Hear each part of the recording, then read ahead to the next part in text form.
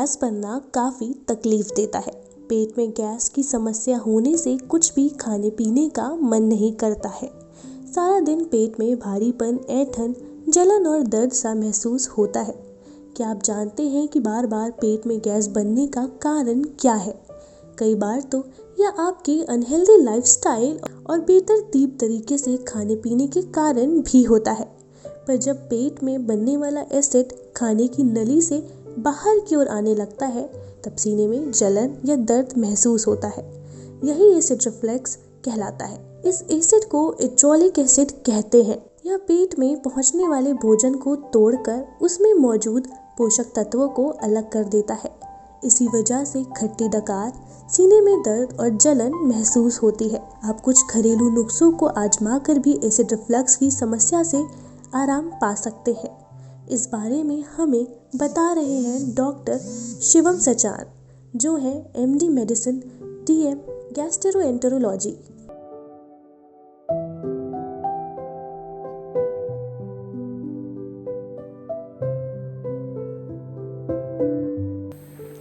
नमस्कार, आप देख रहे हैं न्यूज़ और मैं आयुषी आप सभी का स्वागत करती हूँ हमारे इस खास कार्यक्रम हेल्थ लाइन में। यहाँ हम आपको रूबरू कराते हैं रोगों से, मिलवाते हैं डॉक्टर्स और एक्सपर्ट्स से। और आज इसी क्रम में हमारे साथ मौजूद हैं चंदन हॉस्पिटल से डॉक्टर शिवम सचान। सर, पहले तो बहुत बहुत स्वागत है आपका हमारे इस खास कार्यक्रम में। Thank you. आज हम बात करेंगे एसिड रिफ्लक्स के बारे में। ये एक ऐसी बीमारी है जो हमारे भारतीयों में आमतौर देखने को मिलती है। तो सर, हम सबसे पहले ये जानना चाहेंगे कि एसिड रिफ्लक्स होता क्या है? देखिए, एसिड रिफ्लक्स जैसा कि नाम अपने आप में बता रहा है कि एसिड का रिफ्लक्स खाने की नली में होना। नॉर्मली हमारा जो एसिड होता है, जो खाने के पचाने में हमारी मदद करता है, वो पेट में बनता है और नॉर्मली पेट के रास्ते आगे की आंत में चला जाता है। लेकिन किन कुछ कारणों की वजह से अगर ये हमारी खाने की नली में वापस आने लगे तो उस कंडीशन को हम लोग एसिड रिफ्लक्स कहते हैं, जो कि बहुत ही कॉमन है भारतीय एंड वेस्टर्न दोनों पॉपुलेशन में। हमारी जो OPD होती है उसमें करीब 20 से 30-40% तक भी मरीज़ एसिड रिफ्लक्स कहीं ना कहीं उनको होता है। तो बहुत ही कॉमन प्रॉब्लम है और इसके दिक्कतें भी हैं, वो हम आगे डिस्कस करेंगे। सर, जैसा कि आपने बताया कि एसिड रिफ्लक्स क्या होता है, तो इसमें बहुत से ऐसे लक्षण होते हैं जो हमें पता चलने लगते हैं पहले से ही। लाइक हमें थोड़ा सा दर्द हो रहा है या कुछ भी हो रहा है ऐसा, तो उससे हमें पता चलने लगता है कि हमें कोई बीमारी होने वाली। तो ऐसे कौन से लक्षण होते हैं जो एसिड रिफ्लक्स के, जिन्हें हमें नज़रअंदाज नहीं करना चाहिए? देखिए, सबसे पहले जो एसिड और रिफ्लक्स में हमारे साथ दिक्कतें पेशेंट को महसूस होना होती हैं कि खट्टा पानी मुंह में आने लगता है। जो अम्लीय तत्व बनता है एसिड हमारे पेट में, वो उसके मुंह में आने लगता है, तो उसको खट्टापन मुंह में महसूस होने लगेगा। पेट में जलन हो सकती है, सीने में जलन हो सकती है, क्योंकि वो एसिड जब हमारे खाने की नली में ऊपर बढ़ता है तो वो सीने में भी जलन कराता है। तो सीने में जलन हो गया, खट्टा पानी मुँह में आना हो गया। तीसरी चीज़, दर्द कराता है। कई बार एपिगैस्ट्रिक पेन होता है, जस्ट पेट में या जस्ट सीने में जलन के साथ, दर्द के साथ। तो ये 3 बेसिक सिम्टम्स होते हैं जो एसिड रिफ्लक्स की तरफ हमें इशारा करते हैं। सर, किसी भी बीमारी के पीछे बहुत से कारण छुपे होते हैं, जिन कारणों की वजह से हमें वो बीमारी होती है। तो एसिड रिफ्लक्स के पीछे वैसे क्या कारण है? देखिए, एसिड रिफ्लक्स के पीछे मेनली एनाटॉमिकल एबनॉर्मलिटीज़ हो सकती हैं, जैसा कि मतलब हमारी संरचना जो है, जो खाने की नली और पेट का जो जुड़ाव होता है, उसमें एक स्फिंक्टर होता है जो उसको टाइट रखता है, ताकि खाना ऊपर से नीचे तो आए लेकिन नीचे से कुछ भी ऊपर रिफ्लक्स ना हो पाए। अगर किसी वजह से इस बैरियर में कोई दिक्कत हो गई है तो हमारा एसिड ऊपर की तरफ भागने लगेगा, जैसे कि वो एलियस को लैक्स हो जाना, लोअर इसोफेजियल स्फिंक्टर बोलते हैं, तो वो लैक्स हो गया, रिलैक्स हो गया, तो उसमें जगह बन गई और एसिड को ऊपर जाने की रास्ता मिल गया। दूसरी चीज़ ऐसी ही एनाटॉमिकल एबनॉर्मलिटी होती है स्लाइडिंग हियाटल हर्निया। स्लाइडिंग, जैसा कि ये अगेन नेम सजेस्ट कर रहा है, इसमें पेट की एक पार्ट खाने की नली में स्लाइड कर जाता है। जब स्लाइड करेगा तो अपने साथ एसिड भी ले जाएगा, तो इसकी वजह से हो सकता है। तो एक तो ये एनाटॉमिकल बैरियर सबसे ज़्यादा कॉमन कारण यही दोनों होते हैं। तीसरी चीज़, कई बार किसी किसी की हाइपर सेक्रेटरी कंडीशन होती है, किसी किसी को एसिड ज़्यादा ही बनता है बॉडी में ड्यू टू सम ग्लैंड्स उनके ज़्यादा होते हैं या कुछ एबनॉर्मलिटीज़ ऐसी रहती हैं। तो जिसको हाइपर एसिडिटी या तो बन ज़्यादा रही है, उसको इस तरह के सिम्टम्स आएंगे रिफ्लक्स के, या फिर जो नॉर्मल एसिड बन रहा है लेकिन उसका पैसेज ऊपर की तरफ, relaxation of lower oesophageal sphincter की वजह से हो रहा है, उसको ये सब सिम्टम आएंगे। सर, जैसा कि आपने बताया कि इसके कारण क्या होते हैं, तो इन कारणों से हम कैसे बच सकते हैं? एसिड रिफ्लक्स का बचाव कैसे किया जा सकता है, ये हमारे दर्शकों को बताइए। देखिए, एसिड रिफ्लक्स का बचाव में काफ़ी लाइफस्टाइल मॉडिफिकेशन बहुत हेल्पफुल है। सबसे पहले हमें ऑयली स्पाइसी फूड कम खाना चाहिए। जिनको इस तरह की दिक्कतें हैं, उससे क्या होता है एसिड सेक्रेशन और बढ़ता है ऑयली स्पाइसी फूड से। अगर हम वो कम लेंगे तो हम अपना एसिड सेक्रेशन कम कर सकते हैं। दूसरी चीज़ क्यों जैसा कि मैंने बताया था कि जो हमारा लोअर इसोफेजियल स्फिंक्टर है वो लैक्स हो जाता है, तो हमें ये करना चाहिए कि खाना बहुत ज़्यादा भरपेट नहीं खाना है। जितनी भूख है हमें उससे 10-20% कम खाना चाहिए। भले ही हम मल्टीपल मील्स ले लें, यानी स्मॉल फ्रीक्वेंट मील्स लेने चाहिए। थोड़ा थोड़ा कई बार में खाइए, एक साथ ज़्यादा नहीं खाइए। एक तरह से ऐसे समझिए कि जैसे कोई बोतल है वो पूरे ऊपर तक भरी हुई है तो उससे पानी स्पिल होने के चांसेस ज़्यादा होंगे, लेकिन अगर हाफ फिल्ड है तो स्पिलिंग कम होगी। तेल मसाला कम खाना है, टहलने जाना है, खाना खाने के बाद थोड़ा सा वॉक करिए। मीठा, आलू, चावल जो गरिष्ठ पदार्थ होते हैं, जो हमारी स्टमक में ज़्यादा देर तक स्टे करते हैं, उनका थोड़ा हमें उपयोग कम करना चाहिए। हल्का सा सूप्स हो गए, सैलड हो गई, फ्रूट्स हो गए, वेजिटेबल्स हो गए, इसको हमें अपनी डाइट में प्रिडोमिनेट करना है। तो these are the basic precaution which every patient who is having acid reflux they should take. किसी भी बीमारी के सही इलाज के लिए हमें उसे सही से डायग्नोस करना ज़रूरी होता है। तो सर ये बताइए कि जो एसिड रिफ्लक्स की बीमारी है उसका सही डायग्नोसिस क्या है?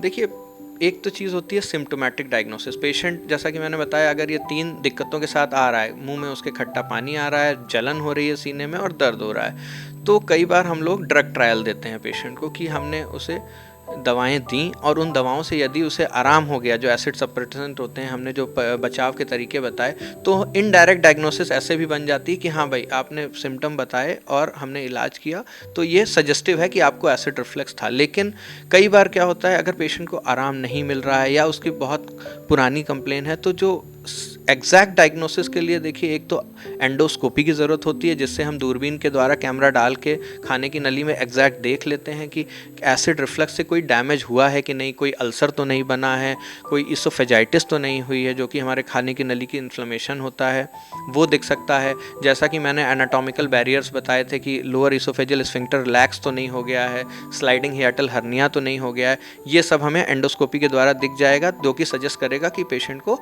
रिफ्लक्स डिजीज़ हो रही है। दूसरी चीज़ जो बेस्ट डायग्नोसिस होती है वो पीएच मैनोमेट्री, जो उसका हमारे खाने की नली का पीएच यूजुअली जो होता है पेट के पीएच से बढ़ा हुआ होगा। पेट में एसिड पाया जाता है तो पीएच कम रहता है, खाने की नली में उतना एसिड नहीं पाया जाता या बिल्कुल नहीं होना चाहिए तो पीएच बढ़ा रहेगा। लेकिन अगर किसी वजह से खाने की नली का पीएच पेट के पीएच के बराबर आ रहा है, यानी it is a direct evidence कि आपका एसिड ऊपर को आ रहा है, तो उसे हम 24 आवर पीएच मॉनिटरिंग कहते हैं। उसमें हमें एक कैथेटर खाने की नली में नीचे डाल देते हैं, कैथेटर में सेंसर होता है जो पीएच के चेंजेस बता देता है आपको, और उससे हमें पता चल जाता है कि भाई 24 घंटे में पेशेंट को कितने रिफ्लक्स एपिसोड्स हुए।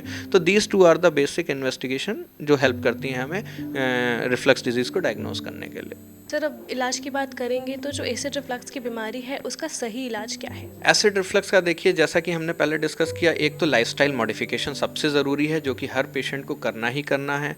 मैंने पहले ही बताया, खाना खाने के बाद टहलना, हल्का भोजन करना, तेल मसालेदार कम खाना, ये सब हर आदमी को। सोने के टाइम आप सिरहाना थोड़ा ऊंचा करके रखिए ताकि रिफ्लक्स कम हो, तो ये बेसिक प्रिकॉशन लेने हैं। साथ में दवाओं की बात करें तो proton pump inhibitors class of drugs आती हैं जो कि एसिड का सेक्रेशन जो है कम करती हैं, तो ये सबसे मेन स्टे हैं इसके इलाज की। प्रोटॉन पंप इनहिबिटर में जैसे हम लोग जनरल यूज़ में पेंटाप्राजोल, ओमिप्राजोल, एस्मोप्राजोल्स ये सब लेते हैं।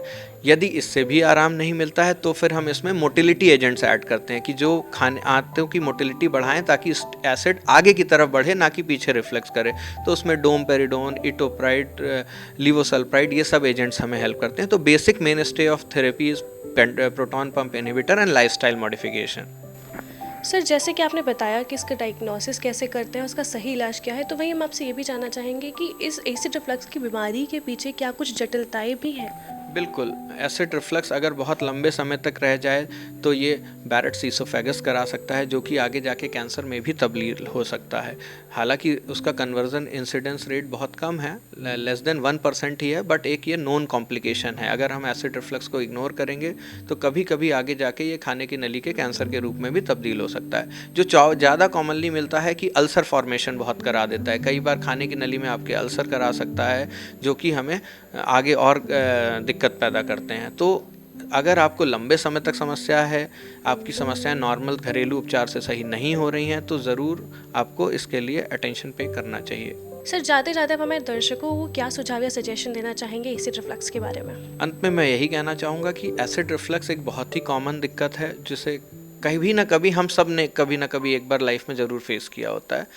बट अगर ये आपकी परसिस्टेंट समस्या है, लगातार बनी हुई है, आपके घरेलू जो मैंने आपको जो लाइफस्टाइल मॉडिफिकेशन बताए हैं उससे भी आपका कंट्रोल नहीं हो रहा है, तो आप तुरंत एक परामर्श ज़रूर लीजिए अपने गैस्ट्रो फिजिशियन से। हमारे यहाँ चंदन में सभी प्रकार की इसके लिए डायग्नोस्टिक सुविधाएं उपलब्ध हैं और हमारे यहाँ इसका प्रॉपर ट्रीटमेंट अवेलेबल है।